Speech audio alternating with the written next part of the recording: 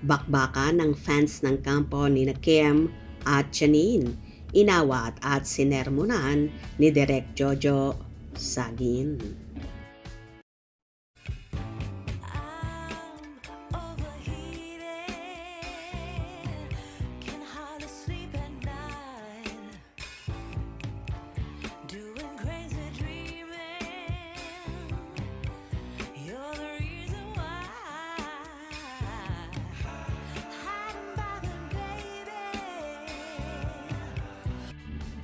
Nagmistulang referee ang direktor ng bagong seryeng The Alibi ni Kim Chiu at Paolo Avellino na si Jojo Sagin.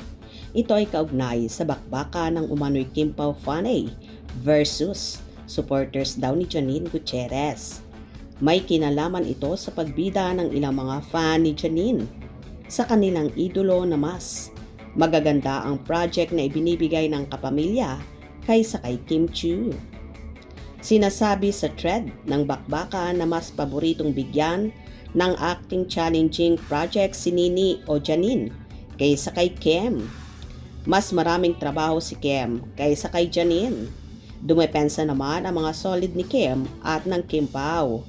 Rest back nila, mas trending at nagre-rate ang projects ni Kim kaysa lodi ng iba. Hindi kinaya ni Direk Sagin at pagsawsaw sa kanya sa bardagula ng dalawang kampo. Tinagpa ng Janine Gutierrez fans si Direk Sagin dahilan para sumagot, umawat, sermonan ang dalawang kampo. Nakiusap rin ito na huwag siyang isawsaw sa bakbakan. Mga be, lumulubog na tayo sa baha. Huwag na kayong mag-away-away. May mas mahalagang bagay kesa dyan. Pareho kong mahal, mga yan please. Huwag kayo maghilahan at huwag nyo na akong itag. Let's be responsible and educated people. Ingat po sa lahat. Kaloka naman at di pa rin matigil-tigil ang airingan ng magkabilang kampo. Pilit pa rin silang gumagawa ng issues na ikasisiklab ng bawat kampo. Kaya naman nananawagan na si Direk Jojo Sagin na itigil na ang pagkukumpara sa dalawang actress na mahal niya.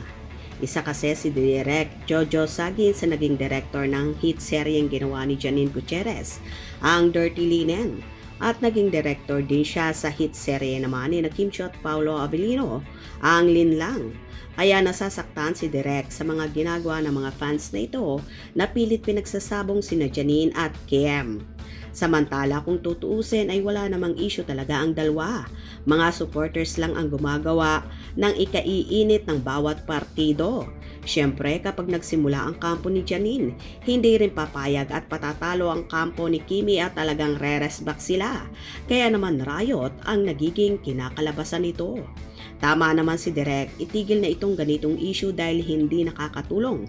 Bagkos nakakasira sa samahan at kaya nagkakaroon ng ilangan sina Janine at Kim ay dahil sa mga ganitong issues na fanay lang naman ang gumagawa.